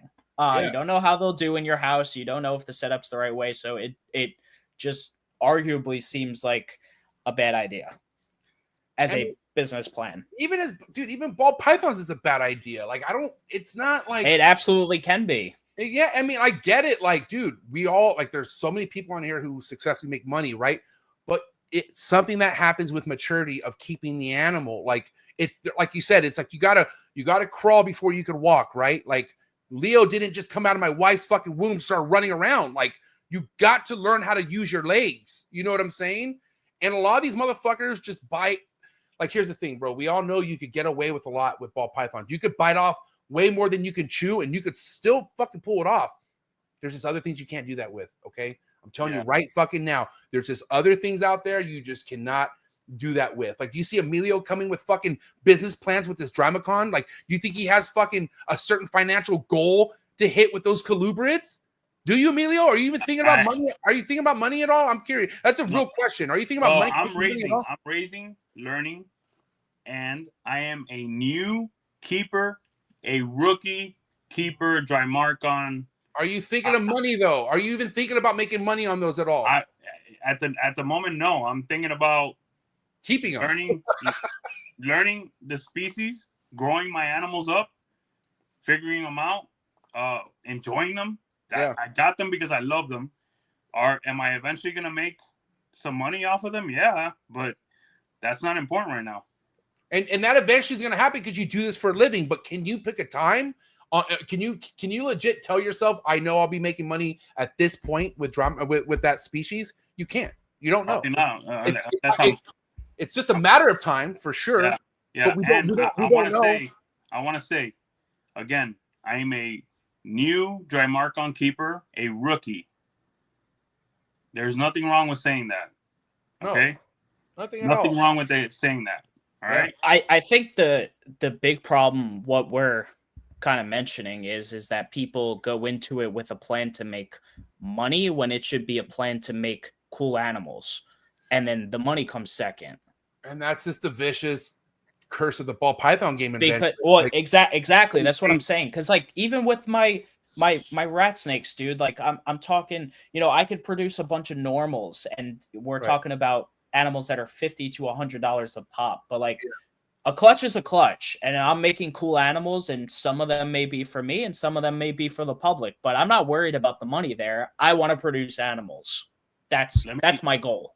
Let me jump in here and say that I was with your help, Joe, with MJ's help, I was able to find a species and a genus that I wake up every day like a little kid to mess with, right? That's what it's about for me. Is it something extra on the table? Definitely in the future, right? But I absolutely love what I'm doing. Much like MJ with the emeralds, with the chondros, you, Joe D, with the rhino rats, the Texas rats, the Asian bamboos. Bro, that's what this game is about. You can't just think about money. That's the problem with the ball python game. And I like, again, I don't want to be a hypocrite and act like, oh, I never think, dude, no, I love money. Like, I fucking love making money. I'm a ex fucking salesman. I go fucking goddamn, my rap history of sales is goddamn impeccable. Like, it's next level, but it doesn't get involved into my projects. Like only because, like Joe said, I want to breathe this shit. The producing part of everything means way more than the fucking money, because I do okay. Like, I don't need to make chondros to fucking to survive. I don't, not at all. Yeah, will it help? Yes, it will help a lot. I'm just saying, like, hey, on the other hand, I am also super excited about one day making a DG Hypo Exantic clown. That excitement is still there. Yeah, that's what the ball python game brings. Same here. You know what? And I'm glad you said that, because there are stuff in my ball python rack that I cannot wait to make someday. Like, as far as why I'm raising them up. So it's crazy. Do you want, dude, sad day today a little bit? Not too sad, because, if anything does leave this room, I do a really good job making sure that the animal that is no longer with me is going to the right home for the most part. And I sent off 4 tree monitors today, dude. And my tree monitors, like, dude, pretty close to those things, but I know I'm at a point where I'm at, and I don't want anything that is going to keep me from fucking growing with my most passionate projects, right? Because I like, we all know, I've spoken, I don't know how many times on this show, that how many different species I worked with at one point, and my goals were to breed everything. But at the end of the day, dude, if you want to be that guy, like that guy for that species, kind of hard to do when you have fucking a million other things going on. So yeah, dude, I hit a point where, like, man, I'm still very, at this point, bro, when I walk into my room, there's not one thing in this room that should not be here. And it's not like the tree monitor should have never been here. Like, I had good goals with the tree monitors, but at the end of the day, it was like a light bulb that went in my head. Like, dude, these tree monitors, they need their own fucking facility. Like, you can't really be the man at a species that does better when it's literally in its own room with its own, like, you know what I mean? Like, at that level, right? Like, I was trying to keep every species of tree monitors, and I eventually want to breed them. How the fuck am I going to do that when ball python racks are right in front of them, and then I have other shit that just heats up the room? Like, it's not doable. 70 chondro eggs. Yeah, dude, you know what I mean? I'm just saying, like, I just, and mind you, I feel like the only reason why I'm having success with the chondros and the emeralds, because they're over here. They're on this side of the room, and they're cooler. And tree monitors, man, tree monitors are like chondros. Like, they need that drop. Like, they do good with, like, good high temps, like, mid 80s, but they need like high 60s, low 70s at night. And so when I was struggling with that, I was like, dude, you just need to, like, you need to realize that you're not ready for these tree monitors that the way you want to, and you need to revisit this at a different time. And that time will happen when I have more property, when I could build a facility and give them their own thing, which I will. Heavy goal of mine. I will revisit the tree monitors and lace monitors someday. MJ will be a monitor guy again someday, but I just got to look at the reality of things. And I got to, I'm doing my best with what I have, but I don't know, man. At the end of the day, bro, like, I want to get better each day. Like, I just want to become better and better and better. And so less distractions, it's going to happen, And with that being said, like, is there, I mean, you're pretty set with what you work with, right, JD? Like, I mean, is there a species that you don't have yet that you're like, man, I eventually want to throw this in the mix at some point? Right now, I don't think so. Right now, I think the only thing I'd add to the collection is another individual of a species I already have.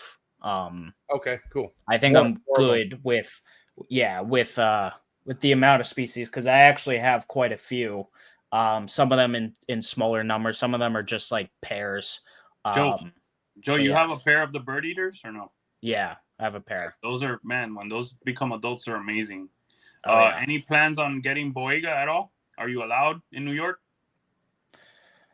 That's a good question. I want to say I don't think so, but either way, I probably wouldn't be interested in getting into them. Yeah, but they're really cool. What species of Boega? There's multiple species of Boega. What are we talking about? The mangrove cat snake, or what are we talking? I think the mangrove. I love those. The black and yellow ones. What Patrick's got? Those are the ones that Kush has, right? Well, no, those are the oh my god, my mind's fucking and the homie Patrick Holmes. Patrick Holmes has them too. Patrick, yeah. Why can't I think of the diversions? The diversion. Man, Man. those are nuts. Yeah, I was very, man, if you went back in my peak of keeping colubrids, that was my pinnacle colubrid I wanted to keep. You had those, right? Not the diversions. I had the mangroves. I had the bigger ones. Like the diversions don't get big as the actual. Okay. What is it? Oh my god, I can't remember the species. I can't think of it either. I can't. My mind's. It's been a long time since I've even talked about colubrids. This is cool. But no, yeah, I just yeah, dude, the divergence, bro. That's like kind of like the pinnacle. Dendrophilia. Dendrophilia, yes, thank you so much. And there's other multiple species of Dendrophilia. I think there's the there's some subspecies within there, I believe. Yeah, I had the all jet black ones. I had no yellow, bro. Those things look vicious, bro. Those, I mean, goddamn near like just as scary as a viper or something in the fucking venomous world. And that's I mean, I do kind of miss having stuff that kept my heart rate up. And I know, dude, the shit that you work with, the Cribos, man, those things, they're definitely at some point going to be giving you, a run for your money when it comes to like, holy shit.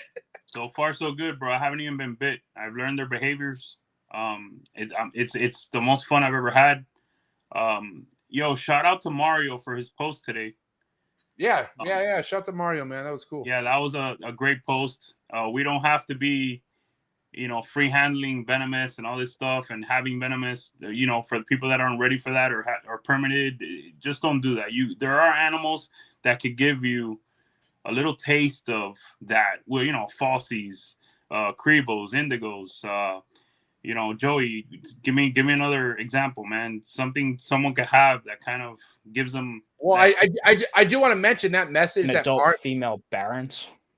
I will say that. Hold on. I will say that message Mario was trying to put out eventually went over a lot of people's heads that live in Florida, because they don't give a fuck, dude. Florida people just don't give a fuck, and people who do it with the YouTube, they got bills to pay. Like Tyler's always going to be holding shit. You don't give a fuck. Like, well, I mean, it ain't gonna stop them, man. But at the end of the day, other people do need to realize that, and it all comes with maturity. Who knows if they'll be doing it when they're 50. Hopefully, people aren't following that and doing that because it's gonna cost you. It's definitely died down a lot. Like, remember there was a time, definitely COVID, when people were home. Like, how many people? A couple people lost their lives. Yeah, people lost their lives, dude, for sure. One of them didn't that should have, but yeah, I don't know. That's why it's kind of like, dude, not for me, man. Like, I even had a rattlesnake at one point, and I was handling it. Didn't do it on video, but I fucking loved the rush of handling a rattlesnake. But then I knew, like, oh shit, I'm gonna get bit at some point, and I don't have the means to cover whatever fucking hospital bill comes with a bite. You know what I mean? And mind you, I want my fingers, and I want to be okay, dude. Like, I'm good. It's not for me. Yeah. Shit, man. All right. Well, listen, I've got a wrap up question or topic, and then we'll get to Emilio's. But obviously, JD, you've grown a lot over the last couple years of me knowing you. But if we were to kind of reset everything, and if you were to come into this, and mainly just as for anyone out there who's coming into this that's listening, but you recommend right off the bat work with multiple species, right? Like, you feel like where we're at in this day and age, like, it's cool to be passionate about something, but you should be diverse as much as you can, you feel like, or what's your recommendation with that? Yeah, I mean, it all depends on the situation at hand, but yeah, in general, I do think diversity is key. I think, one, it makes you a better keeper. It teaches you a lot about the individual species, and sometimes if you're, keeping diverse, the more of each species you keep, you get to learn individual behaviors and see stuff that you may not see with another snake. You get to, have different interests. You get new excitement. Like, people that only have one species, like let's say just ball pythons, like you're locked into that ball python season, but that's it. That's all you have to be excited for. But whereas I have the ball pythons, I have the rat snakes, I have multiple things I could be so excited about in my collection, and it just makes it more fun. And that's what I'm here for. I'm here to have fun and keep my animals. Okay, and let's look at the obvious here. At some point, if you're in this 10, 15, 20 years, you're going to keep something else. Look at Emilio. Like, he eventually was like, fuck, I need to get in. And look at Justin. He has his own little special project room. Like, the real ones that are in this for the long run, they eventually want something else to keep that excitement at that peak level. You know what I mean? Stuff plateaus no matter what you're keeping at some point. There's a time and place where it's just like it's kind of stale a little bit, and there's a waiting period. Gotta have other shit to get you excited while you're waiting. I'm telling you. Speaking of that 6-year-old female bullins that I held solidified the fact that in the next year or two I will be in the market for at least one bullins. Good to know. Hey, unforgettable. Yeah. Unforgettable moment. They call those a unicorn of all snakes for a reason. 100%. Like that's 100%. Yeah. Bullins is top tier. You know, I'll go all day about basins, but when it comes to a full fucking adult bullin eye, bro, that's peak right there. I feel like epic. I still remember it. I like fully. So did you hear it breathe on you? Did you hear the heavy breathing on like how they breathe? I don't think I had it close to my ear. Oh yeah, dude. Amazing. Heavy breathers. Yeah. Yeah. I love them. All right, what you got for him, Biggie? Joe D, I seen you. You know, I met you at a Repticon in Pembroke Pines. I'm super proud of you, bro. Your family. You're one of my first V Unit members. You've done so much to help me. Again, I'm super proud of you. Is there something that you want to say that that we might have missed or we didn't ask, or is there something you want to highlight? Just have more fun with your animals. Just find something you're really truly passionate about, and if you haven't found it yet, make that your mission. And if you think you might be interested in colubrids and you've never taken that dive before, shameless plug, listen to my show, or you could send me a DM and ask me a question. I have no problem answering people's questions. If they're looking to find that species, I can help point you in the right direction at the very least. And I want everyone to know out there, this young man's done it the right way. This young man has his own Patreon now. He has patrons. Just done it the right way. It's been 2 years. What? How long you been? You've been at it for a minute now, right, JD? With the Patreon, at least over a year.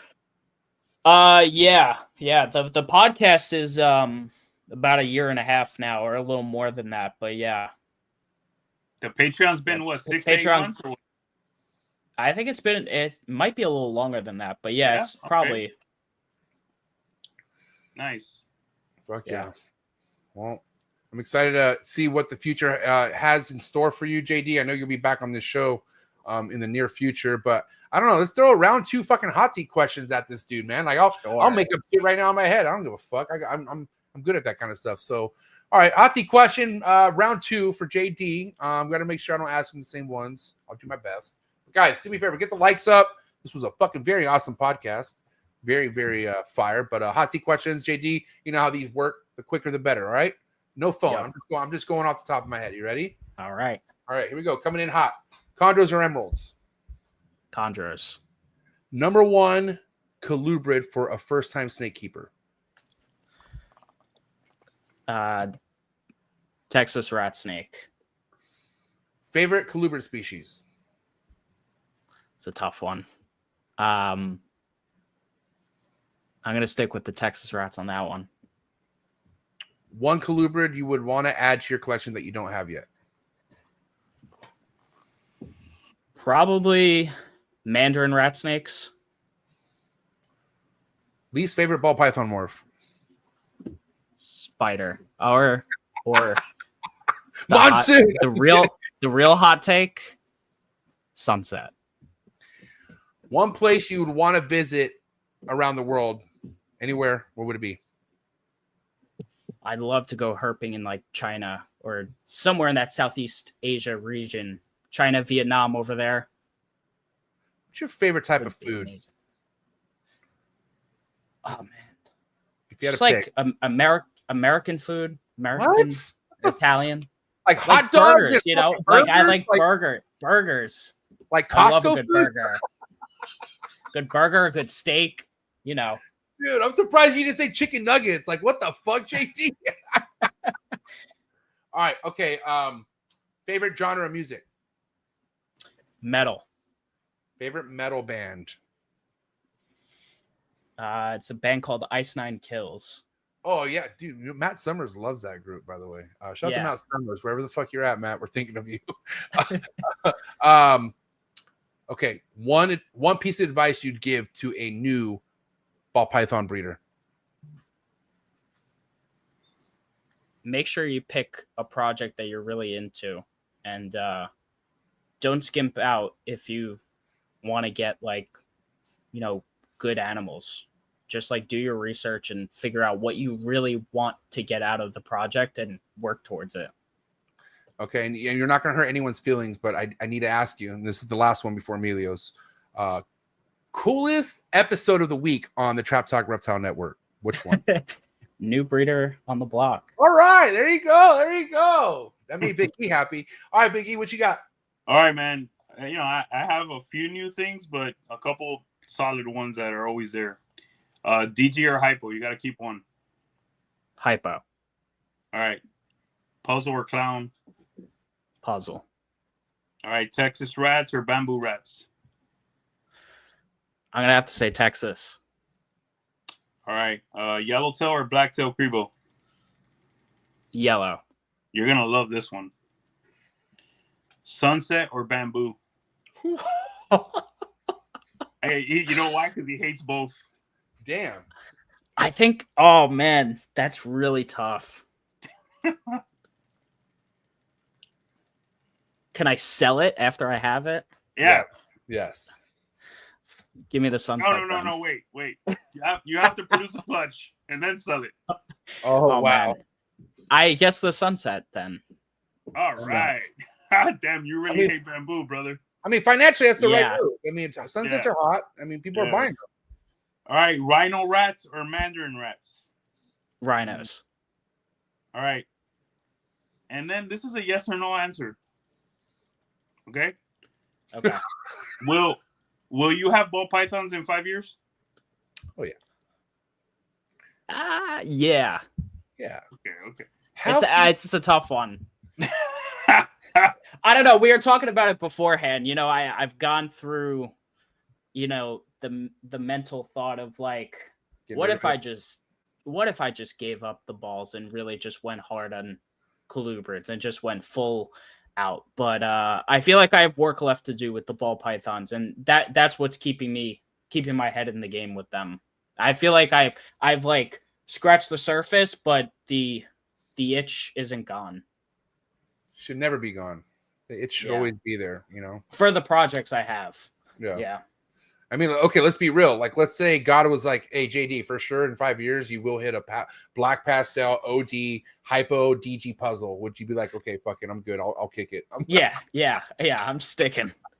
That's what I'm saying, man. Keep that head, keep that mindset just in the future. Fuck this year. I always preach like, dude, whatever's happening this year, it's already over. It's done. It's in the past. Start getting excited about the next few years, man. Because guess what? When you're doing this the right way, it comes just like that. You blink your eyes, those 5 years, it's sad. It's kind of sad because I hate getting old, but it's fucking awesome how quick this shit goes. It's the shit that you dream about today, you're going to be producing in no time. You know what I mean? Definitely. Is that all the questions? My bad. Let me cut you off. Yeah, that's it. Okay. JD, dude, again, thank you so much for your time. Why don't you plug yourself right now? Tell people where to follow you, where they need to reach out to you, where to listen to your podcast. Yeah. Drop all it out right now. You can catch me pretty much all social media. It's at Meteroric Serpents everywhere. You could also search Colubrid Corruption wherever you're searching. You'll find me some way somehow. Definitely on YouTube. I do like live episodes like MJ does. If you're not familiar. They also go to the audio platforms as well, Apple, Spotify, all that good stuff. So yeah, all the links in the description below. Follow my man, force to be reckoned with in the Colubrid game for sure. But it's a wrap for JD, Joey D, Meteor Serpents, ladies and gentlemen. Give it up. Thanks, you guys. Thanks, JD. Enjoy the rest of your night, man. We'll talk soon. You too. Let me say, man, it gives me real happiness to see my guys, my people really getting better and better and, taking it to another level. That's why it's so important to surround yourself with the right people and know when you have to let go of certain relationships. And think about this, man. I mean, I think JD is half our age, you know, if that, or around. Like, everything we do leaves an imprint on this fucking kid. You know what I mean? Like, and mind you, anyone else out there who's being, I guess, coached or mentored, man, and they're a lot younger, like, this is the future. Like, this is like people like JD, dude, like, they're going to be the ones to carry this torch when we're fucking no longer here. You know what I'm saying?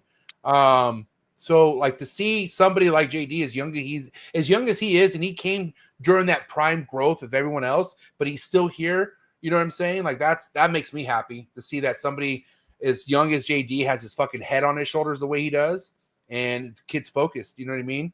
Left his family in New York, fucking, which takes a lot of balls to leave your family, you know? So, epic. Honestly, yeah, this was a great, good idea to have JD back on, because, like I said, I feel like I know JD well, but, like, to talk to him like this, and, you know, makes me feel happy. Together we've agreed that we're gonna start picking some, you know, round two.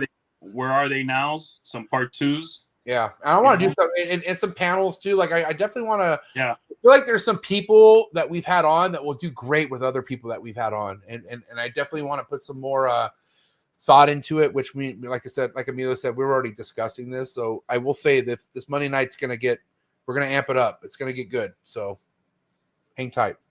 Nothing but great fucking information. I will say, man, we laid it down tonight, man. You did. So good episode, Emilio. We're a team. Yeah, man. Day by day. Big E Top G, Villarino Reptiles on IG. Go fucking follow my man and go subscribe. Be Unit Family all day, every day. But give it up. It's a wrap for Big E Top G, ladies and gentlemen. Good evening. Thank you, guys. All right, brother. All right, brother. Thank you so much.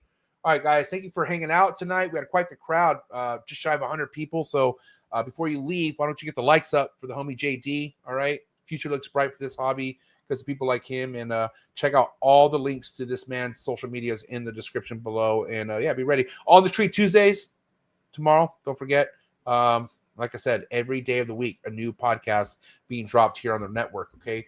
So remind you, all the people out there who like the audio versions, make sure you go check this out on all the audio platforms. Okay. You can also find all the links to the audio platforms in the description below as well. So again, thank you for all love and support for that exclusive content, more behind the scenes. You want to get closer to what I have going on? Come join the Trap Talk Patreon family tonight. Don't even waste any time, dude. Tap in to the Discord. All right. Check out the Instagram group chat 24/7. Pop in. And that's right, man. We are just around the corner for Trap Fest 2025. Cannot wait. Before you guys head off, please, guys, check out the sponsors and have a good night. See you tomorrow. Sorry for the interruption, folks, but a quick word from our sponsors. Green tree pythons, emerald tree boas, and plenty other arboreal snakes have been quite the popularity here at the Trap Talk Reptile Network, which brings me to today's sponsor, the Reptile Perch. Head over to the reptileperch.com and Reptile Perch on Instagram. See what type of design PVC perch is best for your arboreal reptile. But first and foremost, I would also check out David Brom's Green Tree Python availability on the website. And you can also check out his Instagram just to stay current on any projects or any productions that he posts. Thank you so much, David Broms, for your ongoing support. Looking forward to seeing what you have to show in the 2025 season. When you think about building a good community and being a leader of that community, nobody comes to mind better than Mark Hager over at Texas Chondros. That's right. Make sure you head over to TX Chondros on Instagram and also head over to Mark's website. See what he has available Green Tree Python wise and be ready for quite the 2025 Green Tree Python breeding season out of Mark Hager. He's a veteran in the Green Tree Python game, one of the best and nicest breeders in the Green Tree Python game. He's been putting on the whole state of Texas for as long as I've known him. So if you want to see all the amazing other chondro keepers out of the state of Texas, another good reason to go follow Mark Hager over at TX Chondros on Instagram. And again, head over to his website, texaschondros.com. You can find all the links in the description below. Thank you so much, Mark Hager, for supporting the trap. Sorry for the interruption, folks, but a quick word from our sponsors. Hi, I'm Devin. I'm Teresa, and we are MORPH.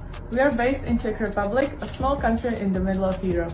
We really love animals that revolve around multi-recessive projects, and one of our very favorites is Hypo. We're really looking forward to clutches that are coming this season, and some of those are Hypo Clown, DG Clown, Hypo DG Clown, and one of our all-time favorites, Hypo Puzzle. Hope you enjoyed the next episode on Trap Talk, the greatest reptile network in the world.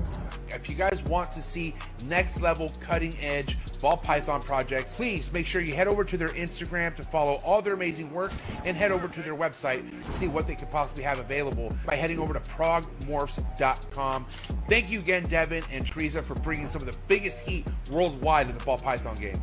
If you want to be organized, if you want to be cutting edge in the ball python game, then you don't want to miss this. Shout out to today's sponsor, and that's Clutch, #1 ball python organization app in the game. No better place to start off than by using this app. Clutch is an organization app that helps you organize all your ball python projects. It also helps your peers and your fellow community members look at what you possibly have coming for the upcoming ball python season, what you have currently available on Morph Market. It's so awesome to be ahead of the game by using organization app like Clutch. Thank you so much, the entire Clutch team, amazing team over at Clutch. If I were you, I would head over to Clutch's Instagram account, and I would also head over to their website, try it out, see how it works for you. But especially if you're just now coming into this, before you build your reptile collection, I would do it organized, and I would do it with Clutch. Thank you, Clutch, for being so amazing. Excited to hear what Clutch has to bring in the near future.